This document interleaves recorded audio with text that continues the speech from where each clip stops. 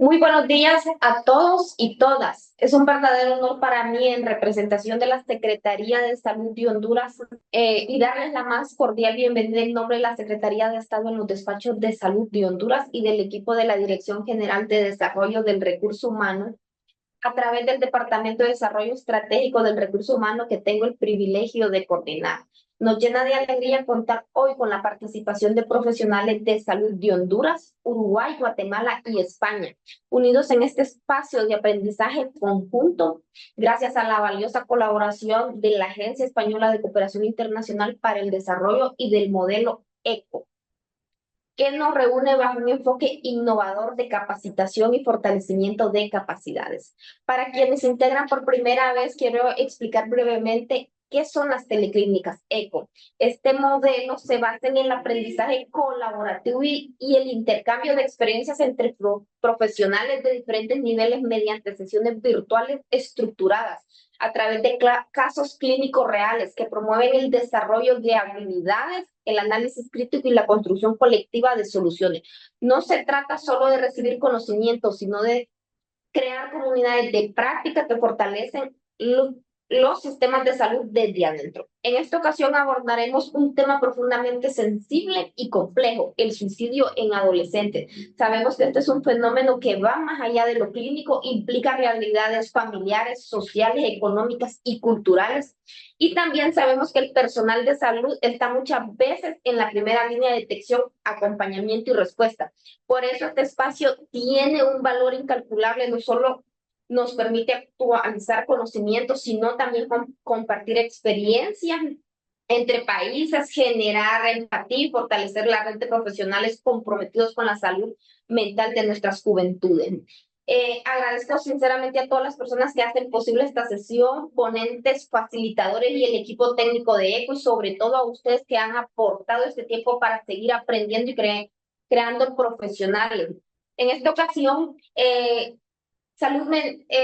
las teleclínicas de salud mental abarcan desde la niñez, la adolescencia y la perinatalidad.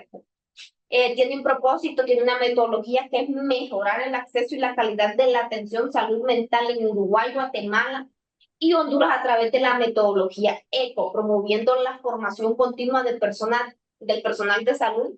La iniciativa esta responde a la escasez de especialistas y a la descentralización de los servicios, con especial énfasis en la población vulnerables como mujeres embarazadas, niños, niñas y adolescentes.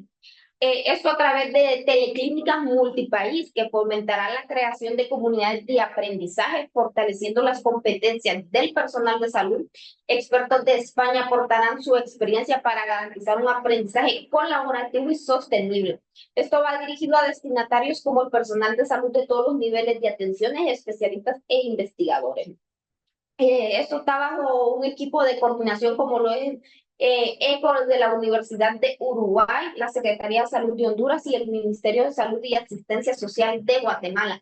Y contamos con expertos invitados como es el Hospital de la Universidad de Valdebón, de la Universidad Autónoma de Barcelona en España. Invitarles a seguirse conectando a las teleclínicas. Estos son el segundo martes de cada mes en un horario de 12 a 1 en Montevideo y de 9 a 10 hora en Centroamérica. La siguiente pues la tendremos el 8 de julio. Vamos a recordar siempre que hay que mantener la cámara encendida y el micrófono inhabilitado si no tiene la palabra. Y pues levantar la mano para solicitar la palabra o usar el chat si tienen alguna duda. Sin más, muchísimas gracias y que tengamos una jornada enriquecedora y profundamente humana. Bienvenidos y bienvenidas a esta teleclínica ECO. Seguidamente los dejo con el doctor Mario Aguilar, quien es el actual director de uno de los hospitales psiquiátricos del país. Él es un psiquiatra reconocido y nos va a presentar su caso clínico. Muy buen día a todos, un gusto saludarles, un placer estar con ustedes. A continuación les voy a detallar el caso clínico que hemos traído para ustedes. Es un caso que se ha atendido en el Hospital Psiquiátrico Mario Mendoza en el área de atención de infantes y adolescentes. El departamento se llama Servicio de Atención infantil y adolescente en crisis. Entonces llegó a esta unidad referido desde fuera de la ciudad capital y se le dio su atención. Bien, es una joven del sexo femenino con 14 años de edad, el séptimo año de escolaridad, y reside en una comunidad cercana a la ciudad de Tegucigalpa, muy linda, muy acogedora, un lugar muy turístico que se llama Valle de Ángeles, y su estado civil es soltera.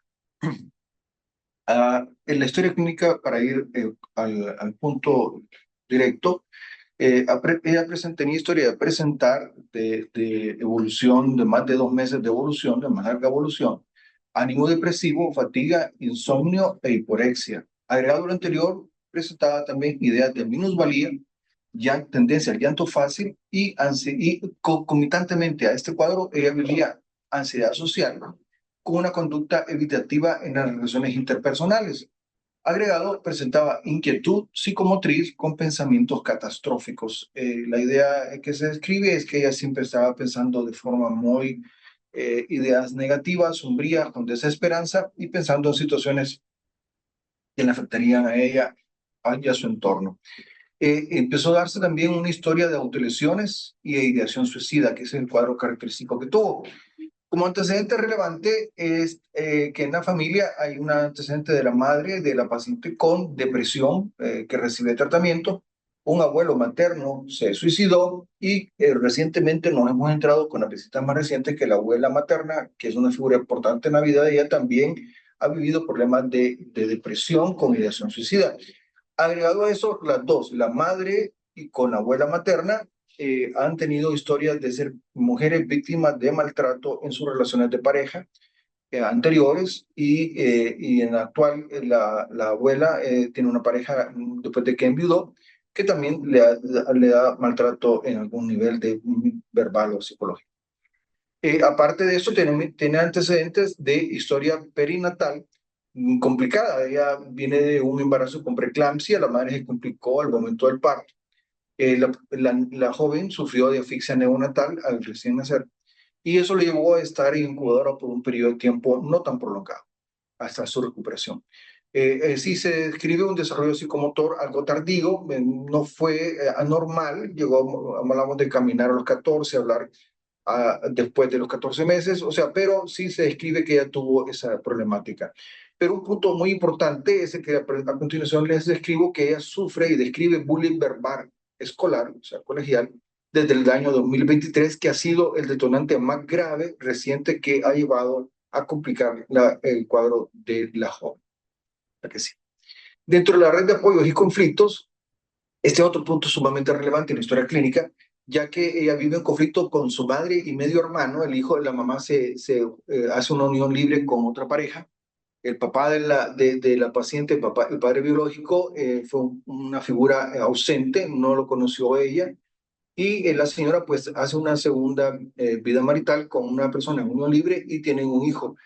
Pues este muchacho, hermanito de ella, que tiene 11 años, es una persona que también recibe tratamiento en un hospital porque se le diagnosticó trastorno por déficit de atención e hiperactividad con una conducta disruptiva bien marcada y que incluso lo hace abandonar las sesiones clínicas con los diferentes terapeutas que tiene, pues en arranques de enojo y malestar. Pues este joven vive una relación de mucha confrontación con la paciente, con la hermana, a quien la trata de forma muy grosera y le acusa de ser una niña que es adoptada, que no es de la familia y es muy confrontativo con ella. Ha agregado que la madre hace una versión de una figura sobreprotectora sobre el hijo y esposándolo de todo esto y dando a entender que la hija debe de comprender por la edad que ella tiene.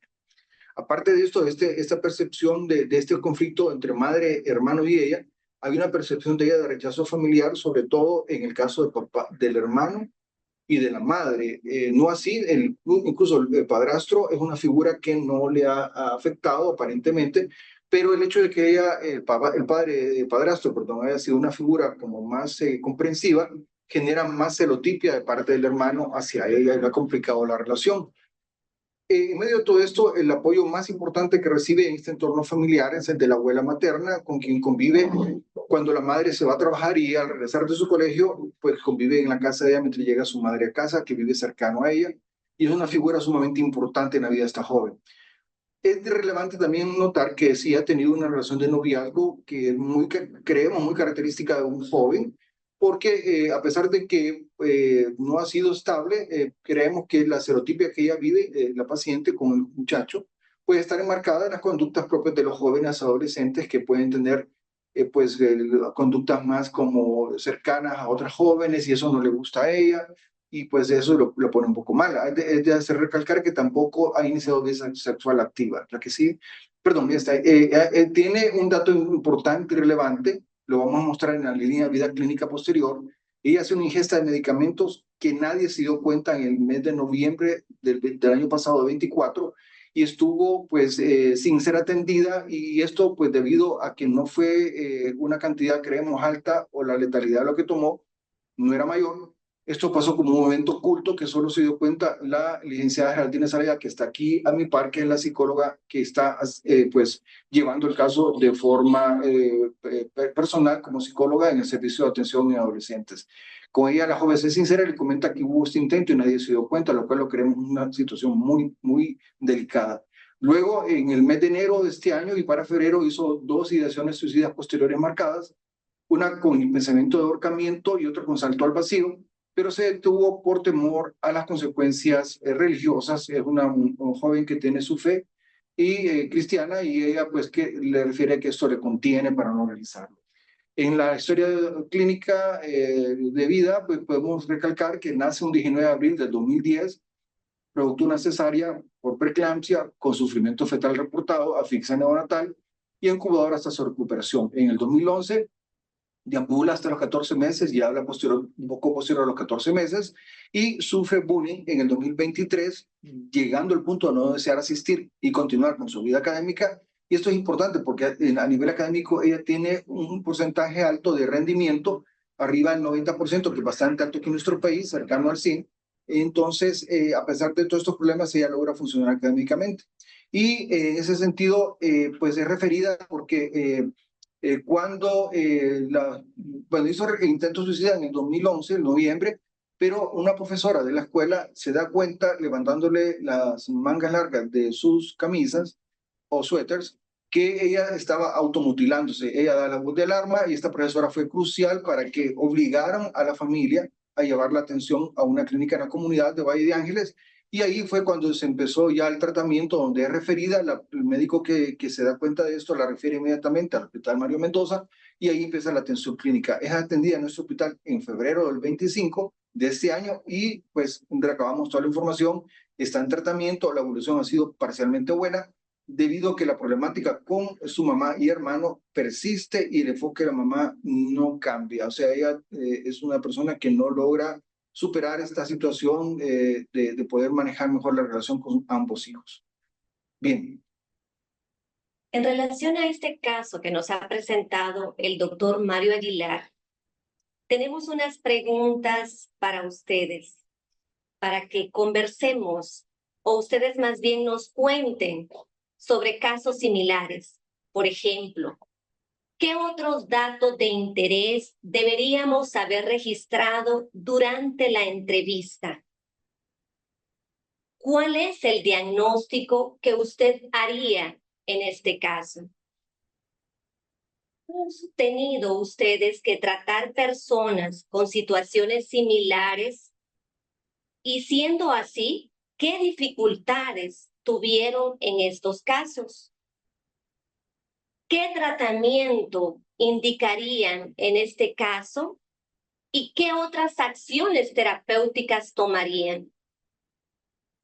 En sus contextos, ¿qué recursos hay disponibles en un tipo en este escenario, en este contexto de este caso clínico que hemos escuchado? Así que a ustedes, los participantes que nos escuchan, les damos la palabra por cualquier respuesta a estas preguntas que le hemos hecho. ¿Alguna pregunta, duda que puedan hacer? Pueden habilitar sus micrófonos para poder hacerla con toda libertad. Sí, le escuchamos. Buenos días. Le habla Fanny Arita, psicóloga. Bueno, yo sí he enfrentado este tipo de casos y la verdad es que voy a decir de esta forma, desafortunadamente, creo que es bastante común dentro de la adolescencia y no lo he cuantificado, pero sí medido mentalmente que la mayoría de los casos son así. Eh, en cuanto al diagnóstico, escuché inicialmente, no sé si estoy equivocada, que se dio bipolaridad y posiblemente sí, porque, bueno, igual me gustaría que me corrigieran. La bipolaridad tiene más tendencia a intentos suicidas. Considero que los intentos suicidas de ella sí eran bastante, o sea, la intención de hacerlo, de quitarse la vida, pero como dijo el doctor, gracias a la religión, lo detuvo. Eh, en cuanto a las dificultades, hay algo bastante similar.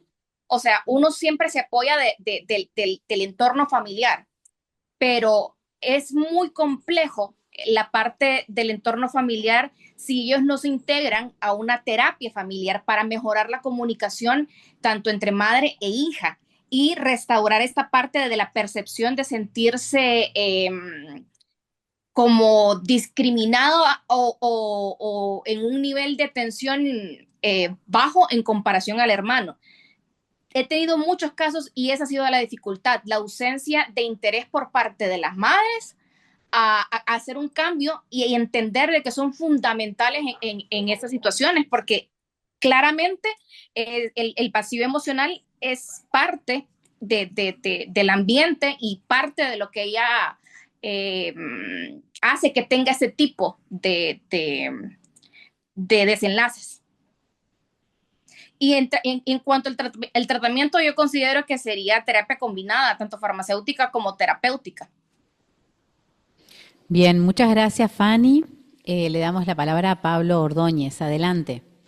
Hola, buenos días. Mi nombre es Pablo Ordóñez, soy del UAPS Apasilagua, Choluteca. Em, Concuerdo mucho con, em, no sé si era licenciada en psicología, que me antecedió. Concuerdo bastante porque em, de nada me sirve que yo vaya al psicólogo o esté recibiendo tratamiento psiquiátrico si mi red de apoyo no está bien. ¿Verdad? Si las personas con las que más confío, con las que más me llevo en mi casa, no reciben una terapia familiar, como dijo ella, para poder sostenerme, para poder ser mi apoyo ante cualquier cosa, ¿verdad? Em, yo opino personalmente en el contexto que yo estoy aquí en mi centro de salud con los pacientes que yo he atendido, eh, hay un gran déficit o de apoyo psicológico en el hogar, ¿verdad? Porque aquí la gente solamente se enamora, tiene relaciones sexuales, tiene hijos, cheque, porque me han llegado pacientes con 6, 7 hijos, pero puchica, ¿qué le estoy dando a mi hijo? ¿Estoy bien emocionalmente para poder tener un hijo? ¿Qué estoy haciendo yo para que ellos puedan venir bien al mundo? No solamente desde el ámbito económico, porque ya sabemos que eh, se necesita ayuda o económica para ese montón de hijos que van a entrar al kinder, que a la escuela, porque si no van a ser niños o personas que no van a ser productivas para la sociedad. Y también algo que posiblemente puede pasar es que la niña tenía un buen rendimiento en la escuela, pero también hay algo atrás de ahí. ¿Por qué tenía buen rendimiento? Sí, puede ser buena niña, buena estudiante y todo, pero también puede ser el que quiere ser mejor o porque quería ser vista por su mamá o por su papá, ¿verdad? Y por eso se esforzaba por sacar buenas calificaciones o por qué sé yo, ¿verdad? Me gustaría también saber qué tipo de tratamiento psiquiátrico está recibiendo actualmente, ¿verdad? Y concuerdo mucho con mi compañera anterior que se beneficiaría mucho de una psicoterapia junto con un tratamiento psiquiátrico y evaluar en el tiempo para ver cómo le va. Gracias. Bien, muchas gracias, Pablo. Vamos a leer algunos comentarios en el chat. Algunos dicen que evaluar también el círculo familiar como parte de los aspectos que faltaron preguntar. ¿Cómo es la relación con pares? Si tiene amigos, relación con novio, si participa de otro tipo de actividades extracurriculares. También alguien dijo antecedentes familiares y vida sexual. Por otro lado, buenos días, indagar si la joven ha presentado alucinaciones, antecedentes de abuso sexual. Se hubiera referido a un grupo de autoayuda fuera del ámbito familiar, también como algunas estrategias. Buenos días, Varina Maradiaga, psicóloga de, bueno, la sigla no sé. Yo preguntaría acerca de la temporalidad de los síntomas, no sé si ese dato se brindó y yo no lo apunté, pero me parece importante para el diagnóstico. Buenos días, ¿se sabe qué tratamiento de la madre que consumió? Supongo que dirá eso, y qué diagnóstico tenía la madre. Asimismo, adentro de apoyo psicológico, acompañamiento psiquiátrico. Bien, ahora después continúo con los chats. Ahora le vamos a dar la palabra a Verónica Roca. Adelante. Hola, buenas. Soy Sofía García, soy compañera de Ana. Estamos en el mismo servicio. Somos psicólogas de Uruguay. En realidad como que me quedaba pensando un poco en esto de la temporalidad de los síntomas, porque bueno, si esta niña en realidad no fue vista cuando hizo este intento, que fue evidentemente grave porque fue con una medicación, también si hay registro de esa madre donde empieza a ver como estos síntomas, donde se la nota como más retraída, más depresiva, me parece como interesante poder como evaluar eso, si alguien lo empezó a notar antes y desde hace cuánto tiempo y cómo empezó. Y también, bueno, qué fue lo que llevó a esta niña a hacer ese primer intento, más allá de las tentativas. Bien, gracias, Sofía. Bueno, no sé si hay más manos levantadas. Ah, sí, Del, pero no sé, ¿así es el nombre? ¿Del? Mucho gusto, la doctora Ninfa Germer, de aquí al establecimiento de salud metropolitano, y la licenciada Suyapa Becerra, nuestra psicóloga en consejería de familia. Bueno, yo más que todo agregar sobre algunas cosas del caso. Yo trabajo con adolescentes, ¿verdad? Tengo bastante tiempo de trabajar con ellos y estos casos son muy frecuentes que nosotros los tengamos en en nuestro establecimiento. Algo que que no hubo mucha información en lo que es si la madre era madre adolescente, ¿verdad? Sí, madre soltera, ahí dice, ¿verdad? Que ella tiene un hermana, o ella tiene un hermano que no es del mismo papá, entonces se supone que no es del mismo papá.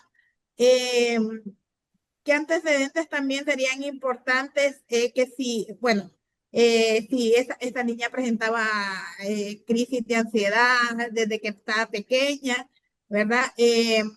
Aislamientos, que si no tiene amigos, y que ese apego así con el novio, ¿verdad? Esa inseguridad con el novio. Eh, ¿Por qué? Se da también porque puede haber violencia en el noviazgo, ¿verdad? Que también es un dato que no aparece ahí. Eh, Otra cosa que muy importante, y se le dio terapia psicológica anteriormente de mandarla con el psiquiatra. No sé si se me pasó ver eso, pero realmente no me fijé si tuvo una terapia psicológica, porque sé que está ya con terapia psiquiátrica. Nosotros tuvimos un caso similar de una muchacha, similar, muy buenas notas la muchacha, pero sí intentó de suicidio en varias ocasiones. Se le hizo un análisis y la chica había sido violada por un familiar, el esposo de una familiar, y realmente la mamá no había apoyo porque más bien como que la acusaba, más bien que que ella era parte como que se merecía que la estuvieran abusando. De todos esos antecedentes familiares es muy importante, con todo lo que se ve que tuvo el proceso la mamá. Generalmente en estos casos los padres, las madres son adolescentes, madres solteras, que vienen de fracasos, y con sus exparejas han sido también violentadas, tanto física, psicológica como sexualmente, ¿verdad? Por sus parejas y tal vez tuvo un embarazo no deseado. Todas esas cosas también sería importante pues que fueran en la historia clínica. Bien, muchas gracias. Adelante, Pablo. Algo muy importante que rescatar también es con respecto a lo que ella tenía con el novio, ¿verdad? Hay que recabar un montón de antecedentes familiares, personales también, de que, por ejemplo, ella puede estar replicando cosas que ella misma ha percibido en el hogar y que lo trata de reflejar con su pareja, ¿verdad? Con su pareja actual, posiblemente, ¿verdad? Lastimosamente en el sector público y no tenemos o no hay abundancia de psicólogos públicos, ¿verdad? Lastimosamente se concentran en sus consultorios privados y cuando se diagnostican este tipo de pacientes, entonces, ¿qué hago? ¿Verdad? ¿Qué hago? Aquí, por ejemplo, cuando me salen esas niñas, entonces, ¿qué hago? ¿La hago de psicólogo? ¿La hago? Porque no tienen dinero para ir a pagar un psicólogo privado y también comprendo el abarrotamiento de pacientes que pueden tener los psicólogos públicos, ¿verdad? Porque no se les puede brindar una atención tan de calidad, de calidez, que dure una hora o qué sé yo, para este tipo de pacientes, porque hay muchos pacientes que necesitan este tipo de atención y ese podría ser una de las políticas públicas del gobierno para poder aumentar más los psicólogos públicos o que estén muy cercanos para nosotros poder referírselos. Muchas gracias. Bien, muchas gracias, Pablo. Le damos la palabra al doctor Dapueto, que va a hacer el resumen de los comentarios en el chat. Adelante. Sí, buenos días para todos. Disculpen la voz, pero hay un virus ahí que está afectando. Son muchos los mensajes del chat. Varios apuntan a seguir explorando si existe violencia intrafamiliar o no, a pesar de que la historia no se refería específicamente que hubiera violencia sobre ella, pero sí entre otros integrantes del grupo. Explorar los factores protectores que pueda tener para prevenir futuros eventos como el actual. Explorar más sobre el intento perdón, el suicidio del abuelo materno, cuáles eran las circunstancias y qué edad tenía la joven y cómo se procesó esa información, se tramitó esa información en la familia. Explorar más en profundidad aspectos que tengan que ver con el trastorno bipolar o el trastorno límite de la personalidad, los aspectos sociales y em, el aspecto del padre y el abandono, más aspectos que tengan que ver con el funcionamiento familiar. En fin, son varios los aspectos que se están mencionando en el chat. Bien, muchísimas gracias, doctor Dapueto. Vamos a darle la palabra ahora a Reina Meléndez. Adelante. Un compañero mencionaba el hecho de la falta de psicólogos en el sector público, ¿verdad? Y bueno, es un problema pues que por ahí se está solventando, ¿verdad? Pues yo trabajo en el área pública y me he visto con bastantes situaciones de estas y creo que uno de los mayores retos a los que los psicólogos tenemos que enfrentarnos a tratar con adolescentes, ¿verdad? Que intentan eso del suicidio. Creo que es el hecho de que los padres no colaboran. ¿Y qué es a lo que me refiero? Que cuando llega un adolescente, de repente los papás lo llevan, porque como justamente el caso clínico, ¿no? En la institución lo reportó, la automutilación, ¿verdad? Entonces los obligan a que lo lleven a un centro, a un psicólogo. Eh, los padres comúnmente dicen, es parte de la rebeldía del adolescente. Se le va a pasar. Yo también estaba triste y lo intenté un par de veces y solo es una tontera mía. Entonces, el adolescente al ver la falta de empatía o la falta de quizás de involucramiento del papá, vuelve a intentarlo, porque siento que más allá con este caso siento que se debe indagar un poquito la mamá, que pues el papá no está presente, no es el papá biológico, y ver qué antecedentes también ella tiene. Y creo que hay que hacer mucha psicoeducación al padre de qué es lo que podría suceder si, ¿verdad? Porque pues ya se ve que en este caso ya hubieron dos intentos, ¿verdad? ¿Qué es lo que está pasando con esta persona? ¿Qué es lo que está pasando con mi hija? Entonces creo que hay que hacer mucha psicoeducación al padre para que entienda qué es lo que está pasando, ¿verdad? En la psique de su hija. Entonces me parece que uno de los grandes retos de nosotros como psicólogos es precisamente trabajar eh, con la familia, ¿verdad? No tanto con el adolescente, siento que a veces el adolescente va y dice, expresa, ¿verdad? Lo que siente y todo, pero a veces la familia es como, no, se le va a pasar, es una tontera de esta persona. Entonces, claro, el adolescente ve la falta de empatía y voy a intentarlo de nuevo porque no le interesó a mi papá o mi mamá, ¿verdad? Entonces, la psicoeducación es súper importante a la familia. Creo que trabajar la terapia familiar es súper importante. Gracias. Muchas gracias, Reina. Bueno, le damos la palabra a Kenia y después pasamos a las diapositivas con la resolución del caso, pero luego le doy la palabra a doctor Aguilar. Ahora le vamos a dar la palabra a Kenia Sánchez. Primero quería agradecerles, ¿verdad?, por la enorme oportunidad que nos están dando de poder compartir, de poder tener acceso, ¿verdad?, a a lo que estamos haciendo hoy día, ¿verdad? Estoy muy de acuerdo con la compañera, ¿verdad?, con lo que comentaba la compañera anterior. Una de las situaciones que me gustaría hacer es, ¿verdad?, es eso. Yo trabajo para el área pública, estoy en la departamental del Empira, pero hay dos cosas. En mi caso, ¿verdad? Aquí en el área, ¿verdad? Es un departamento un poco aislado, donde todavía hay creencias, ¿verdad? De que los psicólogos atienden locos y que no podemos ir al psicólogo porque yo no estoy loco, ¿verdad?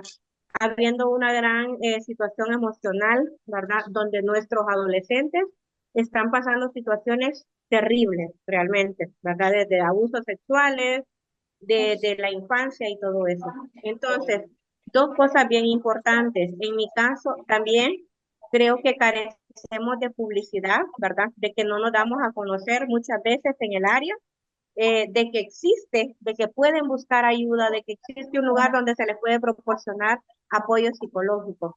Entonces, de mi parte, lo que yo he optado es ir a todos los colegios y a todas las escuelas, pero le hablo en una gran mayoría, iniciando, ¿verdad?, por el área urbana, luego el área rural, porque nosotros tenemos mucha área rural. Entonces, ¿qué hacemos nosotros? Por ejemplo, todo el mes de febrero o marzo, lo dedicamos siempre, ¿verdad? En principio le dedicamos un tiempo a ir a los colegios, a ofertar nuestros servicios. Yo trabajo para un servicio de salud amigable para adolescentes. Atendemos pacientes de 10 a 19 años, pero también en el área de psicología atendemos pacientes menores de 10 y mayores de 20. Pero creo que una parte importante es esa. Mucha población a veces no se da cuenta de que hay un servicio de salud, ¿verdad?, donde pueden ir a optar totalmente gratis. Entonces, por eso muchos jóvenes se nos están suicidando porque no saben que hay un servicio. Y la otra parte, ¿verdad?, es la parte fundamental de los padres. Entonces, en mi caso, ¿qué yo he hecho? Perdón si no estoy dando un diagnóstico del caso porque está muy interesante, eso lo vemos aquí a diario, pero porque es importante también hacer algo para que los jóvenes sepan que hay un lugar donde se les puede atender. Cada vez que hay un suicidio, a mí me duele el corazón porque digo, ¿por qué? ¿Por qué no buscó ayuda? ¿Por qué no se acercó a un servicio de salud? Porque muchas veces no lo saben que lo hay. Entonces, lo que yo he estado haciendo es trabajando también las escuelas para padres, porque de nada nos sirve tratar solo al paciente si no tenemos el apoyo de los padres. Acuérdese que el entorno familiar es demasiado importante. Entonces, lo que decía la compañera anterior, ¿verdad?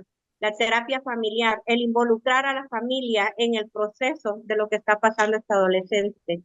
Nuestras instituciones, gracias al servicio que nosotros estamos dando, porque hemos ofertado talleres, charlas, nosotros vamos todas las semanas a dar charlas a algunos colegios, ¿verdad? Sobre bullying, sobre casos específicos, bullying, ¿verdad? ¿Cómo se llama? Suicidio, autoestima, proyecto de vida y un montón de cosas. Entonces, lo que hemos hecho es hacer una hoja de referencia-respuesta, que cuando el maestro catedrático, ¿verdad?, que le da clase a estos adolescentes, ve indicios de que él necesita apoyo psicológico, pueda enviar una hoja para remitirlo a nuestro centro, ¿verdad?, de atención para poder apoyarle. Entonces, aquí yo creo que es de buscar estrategias para poder apoyar a estas personas. Muchas Porque gracias. los casos que nos llegan o sea, son casos Ujú. muy específicos, pero hay una gran población sufriendo estas situaciones. Agradezco mucho la Gracias. participación y el poder escucharles. Gracias, Kenia. Muy interesantes tus aportes. Ahora le vamos a dar la palabra al doctor Mario Aguilar, que nos va a, bueno, mostrar un poco el complemento de las diapositivas, que nos muestra un poco cómo se resolvió el caso. Adelante, doctor Aguilar. Voy a procurar dar respuesta por tiempo. Sé que tengo que ser breve, pero creo que hay muchas preguntas que deben de ser evacuadas.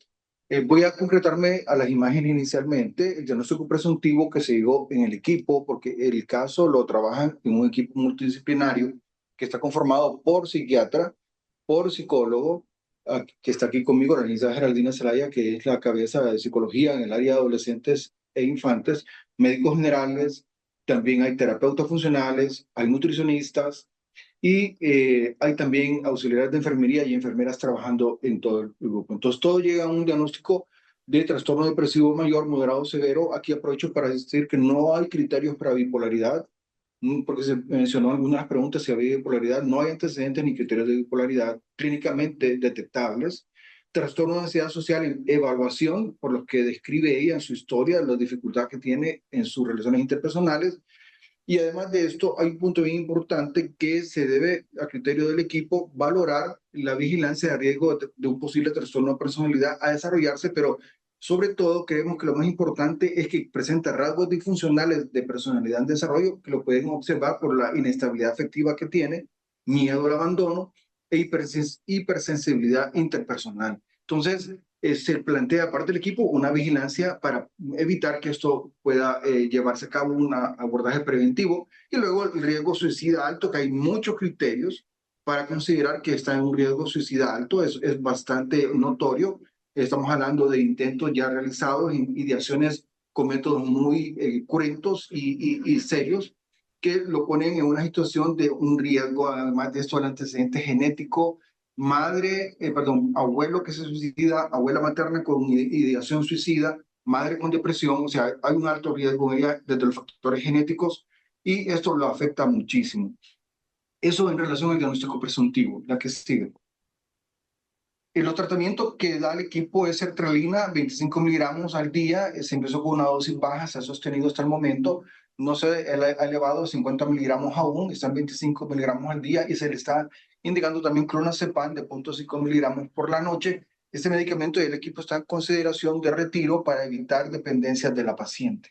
Entonces ya eso ya se consideró, se inició psicoterapia individual infanto-juvenil por los momentos, pero el abordaje ha sido más intenso porque se ha abordado a la madre, al hermano y se está planificando también un abordaje para poder entrar a la familia. Ella ahí tiene la opción, la paciente, de poder, la licenciada podría ampliarlo, entrar a lo que sería un grupo de psicoterapia para ella, si esa fue la decisión del equipo, y luego también involucrar a la madre en una escuela para padres que la licenciada precisamente maneja en el área de hospital de día.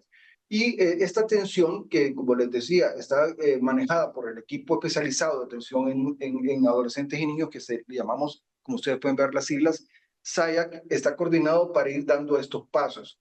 Creemos también muy pertinente, importante, el abordaje que va más allá, ¿no? O sea, en la psicoterapia de tipo individual debe tener una característica también, sobre todo, en el manejo cognitivo-conductual para respuesta inmediata, para lograr una regulación emocional de la paciente, lograr reestructurar un poco sus pensamientos automáticos que son negativos, un fortalecimiento de autoestima y una prevención de recaídas.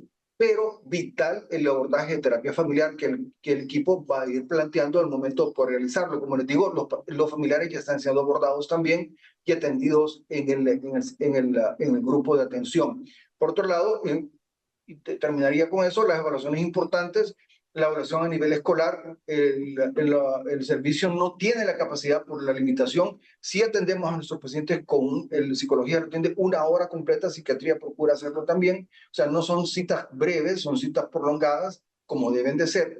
Y además de esto se planifica, pues, como les digo, las atenciones de otro nivel, que son grupales, de grupos de ayuda, de terapia específico para estos jóvenes y familiar también.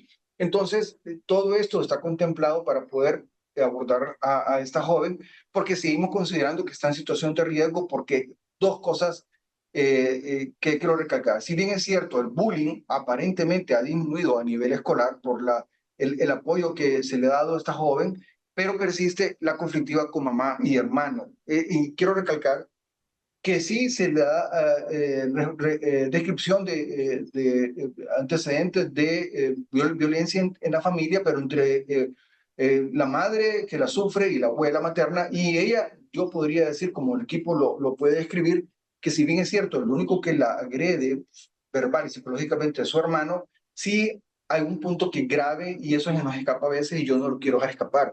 Estamos hablando de que tiene una madre que tiene una conducta de negligencia emocional clínicamente evaluada y estamos hablando de un ambiente familiar disfuncional en donde ella no cuenta con la atención y apoyo debido. O sea, ese es uno de los factores de maltrato, diría yo, más lesivos porque no la agrede la madre verbalmente, pero en tal diferencia de lo que está haciendo esto y no hacer su rol de madre poniendo límites, está permitiendo que ella sea maltratada y abusada y eso lo hace grave.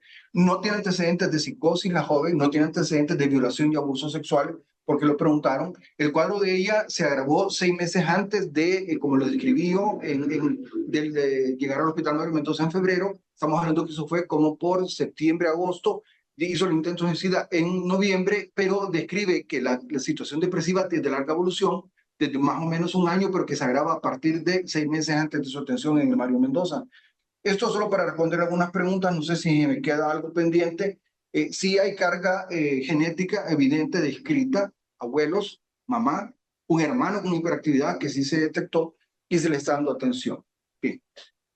Recomendaciones entonces, un plan de seguridad y supervisión intensiva, aplicar escalas como la escala de riesgo suicida para evaluación continua, como la escala Columbia para evaluación de riesgo suicida, planificar, hacer un enfoque con terapia dialéctica del comportamiento, permitiendo que la joven pueda interactuar más abiertamente con la psicoterapeuta y involucrar a la abuela como red de apoyo para fortalecer la persona que le está dando más ayuda. Sí, terapia familiar y psicoeducación, reevaluar la farmacoterapia porque, como les dije, debemos de retirar la clonazepam y valorar el aumento de la sertralina. Considerar hospitalización si detectamos que se incrementa el riesgo y darle la atención debida para evitar un suicidio. ¿La que sí? Bien, me despido con esto último, dándoles para los que no conocen, que no viven en Honduras, una imagen fotográfica del Parque Central del municipio de Valle de Ángeles, donde vive la joven. Es un placer haber estado con ustedes. Buen día. Muchas gracias, doctor Aguilar. Muy interesante. Ahora le vamos a dar la palabra al doctor Ramos o a la doctora Gema. No sé cuál de los dos quiere comenzar. Bueno, pues primero felicitar al equipo porque ha hecho un trabajo magnífico con este caso y me han parecido muy interesantes todas las intervenciones que han hecho. A mí me gustaría destacar el aspecto relativo a trauma. Yo creo que es importante que como psiquiatras, más allá de que haya o no haya la posibilidad de un abordaje psicológico, tenemos que tener una formación que nos ayude a poder manejar esa situación tanto de trauma previo como esa situación también de relación con la familia, ¿eh? Con el diagnóstico estoy plenamente de acuerdo con él. Siempre recomendarles en pacientes infantojuveniles, adolescentes, hacer el cribaje del trastorno por déficit de atención con hiperactividad, ya que es un alto riesgo de que eso, si hay una situación de trauma, pueda convertirse luego más tarde en un trauma complejo o tienen más riesgo en sí mismo de tener depresión. Y si tiene una mamá con depresión, hay más riesgo pues, o que ya pueda derivar en depresión o que la niña pueda tener también un TDAH. Y luego, a nivel terapéutico, lo digo porque siempre es importante, quizá antes de pensar en el trastorno límite de la personalidad, pensar en ese aspecto de la disregulación emocional asociada al propio TDAH conjuntamente con esa depresión. Y luego únicamente en el tratamiento, está con dosis que probablemente podemos optimizar mejor. Está con 25 miligramos, a lo mejor recomendaríamos hacer una dosis ya hacia 50 miligramos. Bueno, serán consideraciones generales que me gustaría hacer y siempre teniendo en cuenta que las realidades clínicas, el contexto clínico, la pragmática de la clínica, ¿verdad? Bueno, pues tienen las realidades que tiene en todos nuestros medios. No es inusual, también aquí en Europa nos faltan psicólogos clínicos en la práctica pública y por eso insisto que el psiquiatra dentro de su formación tiene que tener pues una cierta formación en aspectos de abordaje psicológico que como mínimo pueda hacer un complemento del resto de abordajes que solemos hacer. Muchas gracias, doctor Ramos. Adelante, doctora Gema. Buenas tardes a todos y enhorabuena por las presentaciones y me uno a los comentarios de mi compañero, el doctor Ramos Quiroga, teniendo en cuenta estos antecedentes también tenía un hermano con TDAH, es decir, que la heredabilidad de este tipo de trastornos es muy, muy elevada, por tanto sí que cabe la posibilidad de que pueda tratarse, como bien dice mi compañero, del TDAH. Yo lo que me quería es, además de sumarme a las felicitaciones por el caso clínico que han presentado y también un poco haciendo reflexión a todos los participantes, lo que habéis ido comentado de la red de apoyo de este paciente, ¿no? Realmente creo que es importante, ¿no? Pensar en apoyo de los propios y también lo que comentaban muchos participantes que referían, ¿no? Que decían, ay, ¿no? Los encontramos cada vez más en adolescentes, ¿no? Que tienen este tipo de dificultades. Realmente es que la adolescencia, por pura cuestión biológica, de hecho es una cuestión, hay una expresión hormonal, hay una reorganización de circuitos neuronales, ¿no? Y esto qué hace, pues que intensifica muchas veces las vivencias emocionales de estos niños. Si son niños que, como habéis comentado entre todos, están sujetos o están sometidos a situaciones estresantes, ¿no? Situaciones, digamos, estresantes, para no decir traumáticas siempre, pero situaciones estresantes, acoso escolar, dificultades, ¿no? A nivel de vínculo materno, con hermanos, etcétera, etcétera, pues todo esto hace que estas dificultades de regulación que ya tiene el propio adolescente perduren, se intensifiquen y tengan tendencia a esto, ¿no? A perpetuar y a tener mayores dificultades de regulación emocional. ¿Qué pasa? Que en momentos pues, extremos de persistencia de esta dificultad, ¿no? De persistencia de esta inestabilidad emocional en probablemente pacientes, una chica con un patrón de funcionamiento pues bastante de la impulsividad y esta inestabilidad emocional, pues generen momentos, ¿no? En los que la hiperreactividad emocional sea tan elevada, pues que termine realizando conductas autolesivas de este tipo. Porque realmente la conducta autolesiva en sí no es un factor digamos, patognomónico o un factor que nos identifique a tener un trastorno de personalidad, sino que nos traduce en eso, ¿no? Este patrón de funcionamiento caracterizado por esta impulsividad, ¿no? Esta desregulación emocional marcada como tiene, ¿no? Esta chica en este caso. Y bueno, un poquito era esto lo que quería comentar. Gracias, doctora Gema. Ahora le vamos a dar la palabra a la doctora Garrido. Adelante. Bueno, buenos días a todos, muchas gracias y a los compañeros de Honduras que presentaron generosamente este caso. Creo que lo primero es destacar cómo todos nos identificamos, ¿no? Con la frecuencia en que recibimos en distintos ámbitos de la salud, también de la educación, este tipo de consultas complejas, ¿no? Aprovechando también todo lo que se fue diciendo en el chat, todos jerarquizamos estos espacios de trabajo conjunto entre salud y educación. Por ese lado, me parece que marcamos ahí un camino y lo que tiene que ver con el abordaje en las comunidades. Lamentablemente, el caso da cuenta de esto, ¿no? Muchas veces los asistimos a estos chicos y chicas en los centros de mayor complejidad asistencial, cuando ya llegan con todas estas complicaciones. Entonces, quizás una de las advertencias o elementos que nos enseña el caso es, por ejemplo, la detección de las lesiones autoinfligidas tempranamente. Nosotros desarrollamos un trabajo y nos muestra que este tipo de lesiones aparecen en la edad escolar, ¿sí? Y es algo que va increciendo. Entonces ese sería un buen elemento de detección más temprana. Lo otro es, en concordancia con lo que decía el doctor Ramos, que la asociación de estas conductas con antecedentes de maltrato. Nosotros identificamos, por ejemplo, los ingresos por intentos de autoeliminación en relación a otros ingresos, a psiquiatría también, y ese grupo tiene muchos más cargas de antecedentes de maltratos de distintas formas y además de la asociación de distintos tipos de maltrato. O sea que también eso nos permitiría trabajar en una línea de prevención en este sentido. Y después, bueno, retomar a través de los chats las compañeras que planteaban la importancia de generar la demanda, ¿verdad?, en las comunidades y en las familias. Eso genera también un conflicto con otro de las opiniones que hacían los otros compañeros, creo que de Guatemala, con respecto a la cantidad de recursos que tenemos. Entonces, me parece que ahí cómo nos articulamos mejor, cómo nos trabajamos más en red.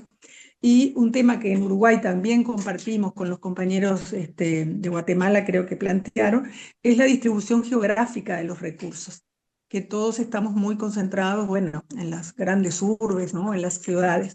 Entonces, creo que el trabajo, poniendo foco también en abordar lo que es el estigma, ¿verdad?, quedó también dicho por muchos de los que participaron hoy.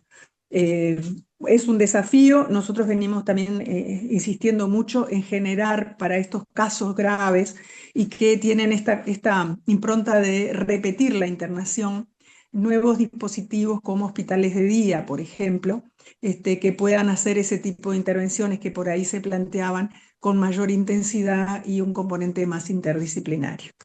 Nada más. Muchas gracias, doctora Garrido. Vamos a pedirle disculpas a Fanny, a la psicóloga Fanny, que no se nos terminó el tiempo para seguir dando la palabra. Sí, te invitamos a que puedas escribir en el chat quizás lo que tengas para comentar y compartir. Sí, quizás le damos la palabra a Mireya para que ella pueda cerrar la teleclínica de hoy, pero antes los quiero invitar a completar la encuesta de la sesión y que está ahora en este momento puesto en el chat. Que se relaciona con este tipo de actividades. Agradecerles a todos y a todas los aportes, muy interesante el caso. Y bueno, le damos la palabra a primero antes a Elisa. Disculpen. Sí, un pequeño aviso, disculpas. Los queremos invitar, especialmente habrán recibido la invitación por distintos canales de comunicación. Este mes vamos a hacer un primer seminario, es otra modalidad en nuestro programa multipaís. Va a ser el 24 de junio, o sea, este mismo mes, donde los especialistas aquí presentes nos brindarán una serie de exposiciones sobre violencia y trauma en infancias y adolescencias. ¿Cómo acceden? De la misma forma en que accedieron y se conectaron a la teleclínica de hoy, por AIECO, por nuestra plataforma, con el mismo usuario y la misma contraseña. Van a ver que en el calendario de sesiones la próxima no es la siguiente teleclínica, sino este seminario. Aquellos que participan en el seminario, que tiene una duración de 2 horas, y participan de las actividades que les vamos a proponer allí, bueno, también van a recibir su certificado de participación por esa instancia. Muchas gracias. Gracias, Elisa. Bueno, Mireya, te damos la palabra para que cierres la teleclínica. Muchísimas gracias, Cecilia. Y 1000 gracias a toda la audiencia que hoy se ha conectado con nosotros esta hora. Estamos muy contentos de haber llegado hasta ustedes y sobre todo contribuir a través de estas teleclínicas en mejorar la salud mental a todos los usuarios que recurren a los diferentes servicios.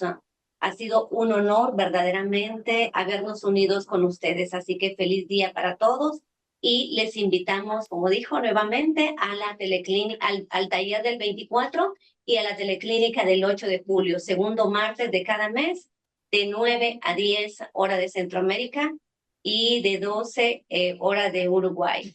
Feliz día para todos. Bendiciones. Bien, gracias.